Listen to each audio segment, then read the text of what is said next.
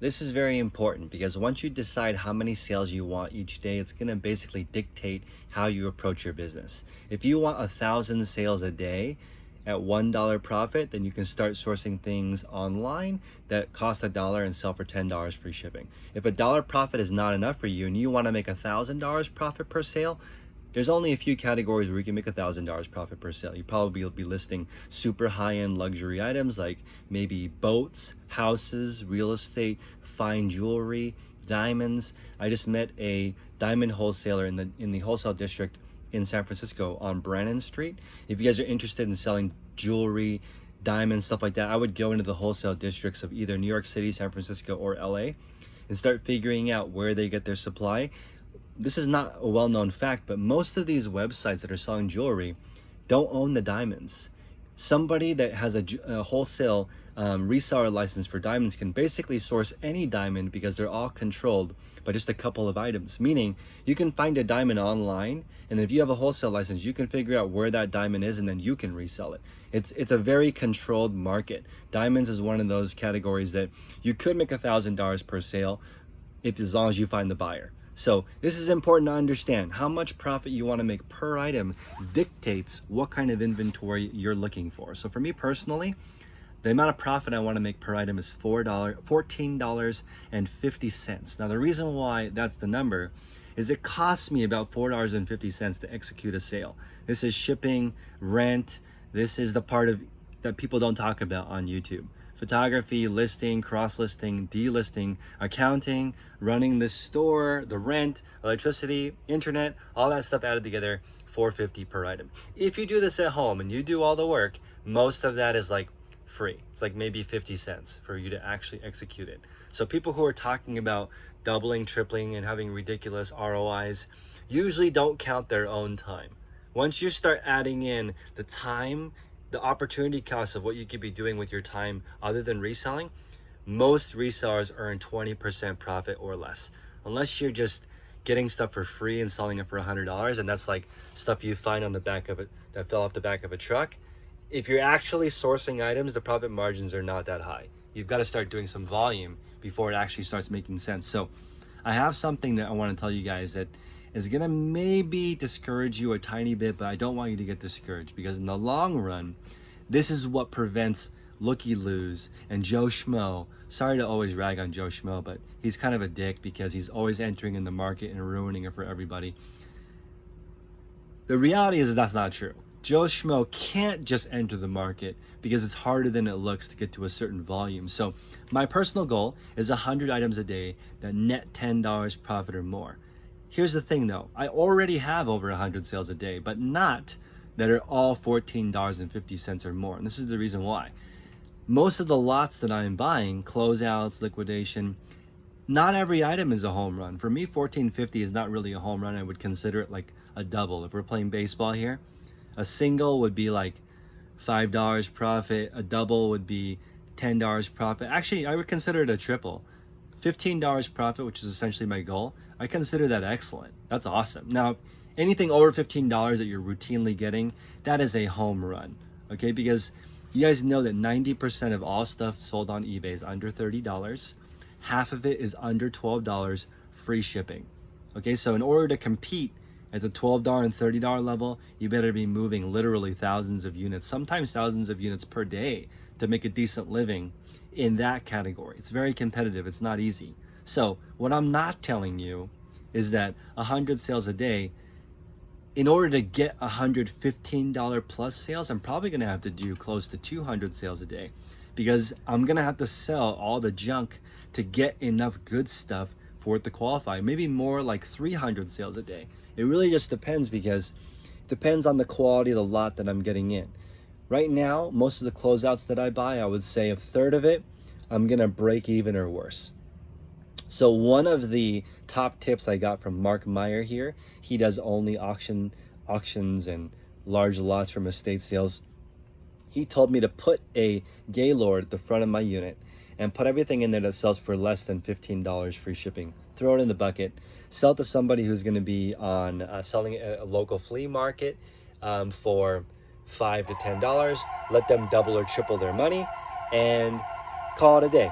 And that way you can get your cash flow back right away, and you're not just sinking your money in the items and listing every single item. So don't make the mistake of listing every single item. So a third of the items straight into the junker. So that's just going to be wholesale. You're going to lose a little bit of money on it or break even ideally.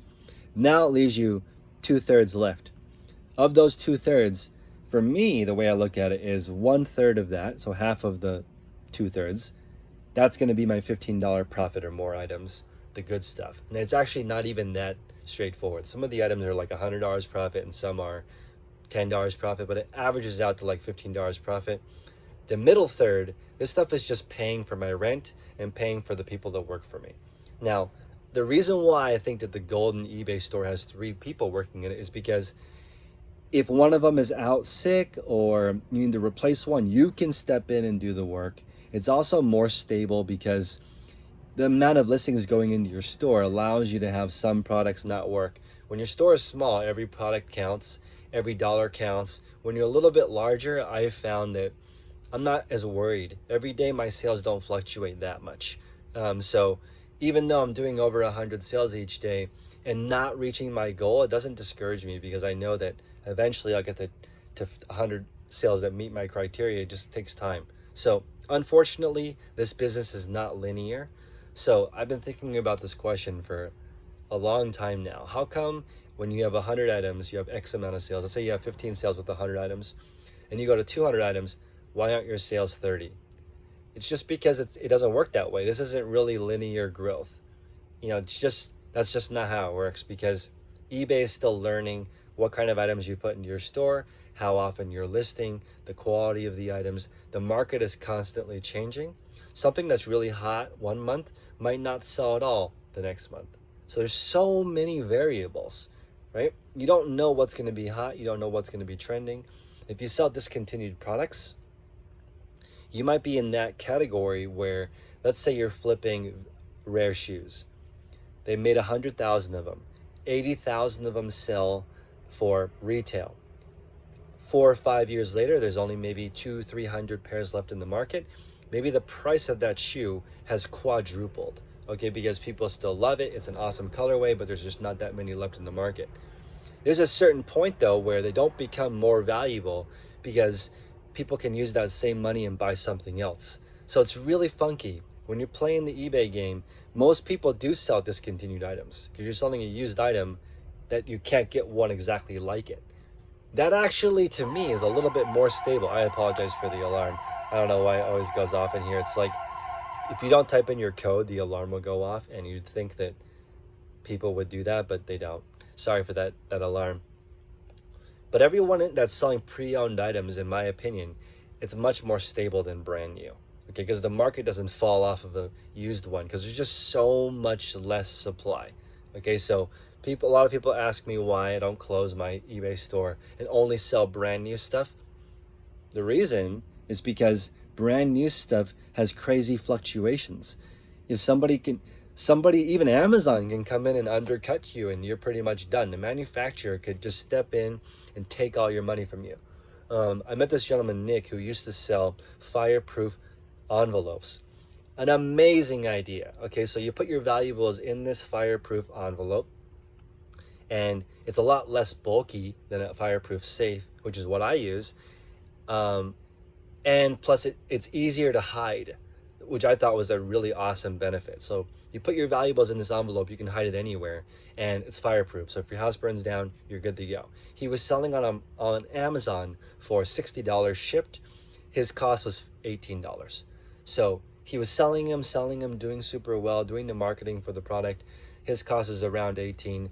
Then all of a sudden, Amazon decided they were going to step in on the listing, and they were selling them for like $15 prime. Something ridiculous where the cost of the item was less than his buy cost with prime. So he was completely destroyed. He was stuck with, I think, $15,000 or $25,000 worth of inventory. That is brutal. Okay, so me looking at that, I'm like, okay, selling brand new products, very challenging. Okay, so it's almost like you got to stay right in this little tiny bubble of like 3 employees, mostly at home. Maybe you have a small storage space. The reason why I recommend storage units is the overhead's a lot lower than getting a commercial spot. You can leave anytime. It's month to month. It's very different. It's very inexpensive versus getting a true warehouse. So it's almost like this middle ground. You can hide in this space where you make between 50 and 300K a year, where it's kind of a comfortable place to be a reseller. Once you start getting over 300K profit, it starts to get more complicated. There's a lot more people who work at your company. You're probably selling mostly brand new stuff, and it can be really funky. And most of the people who are in that business are workaholics. Like, not that there's anything wrong with that. I respect the hustle. It's just that it's really hard. There's a lot of pieces and a lot of responsibility when you have that many employees and that much stuff, and the market can change that quickly.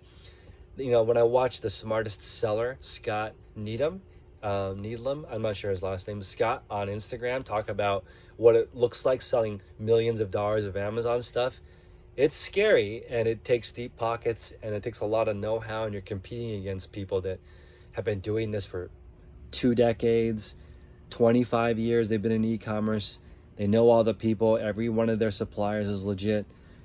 It's just, I kind of think everyone should just work towards having this medium store where you're selling, 50 to 100 items a day, maybe 30 items a day, if you want to get to the point where you can actually take some time off. Of course, 5 to 15 items a day solo, you doing all the work is fine, but I just think try to shoot a little bit higher so that you can actually gain some time freedom back. Once your store gets to a certain velocity, certain size, you can kind of take your foot off the gas pedal and just enjoy your life a little bit. It's not passive income, but you're making a decent living, and it's pretty stable in my opinion if the goods are pre-owned, because there's really not that much supply. So anyway, hope this is useful, guys. Until next time, make progress daily.